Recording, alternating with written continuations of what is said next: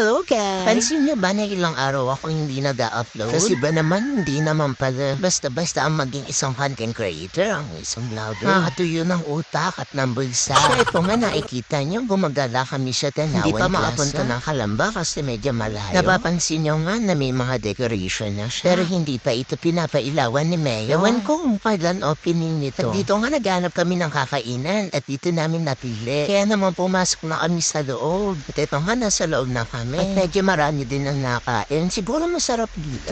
Dito nga pala kami kumain. Dito sa Friends. So, naka-order na nga pala kami dyan. At waiting na lang kami. Ang order ko nga pala ay tuna sisi. Dating sa akin, literal na tuna. Century tuna na may egg. Tawa kami ng tawa kasi sabi ko, kung alam ko lang sa bahay na lang ako nagluto, mas masarap. At yun yan nakakasama na loob. Kaya dahil na namin inubos yung pagkain. At after na, nagala-gala muna kami. Maganda dito, lalo na pagbuhay na yung mga ilaw. Na yung pangalan niya na dayon na what more pagbukas na siya. Di pa kasi siya tapos ayusin.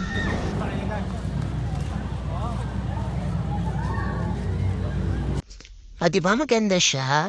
Yung pag-isipan niya namin, mag-ride kami mag-ride. Kaso iba sa amin 50-50 kasi nakakain lang daw nila. Busog na busog sila, baka daw isukal lang nila. Kaya naman hindi na kami sumakay. Ito na lang yung napagtripan namin. Tuwan-tuwa si Bemem at si Yana. Abay, nakamagkano sila dyan. Tapos siguro yung napaputok nilang lobo, mga nasa 10 lang. Okay lang yun, at least nag-enjoy sila. May nakuha naman silang trees na at happy na sila doon.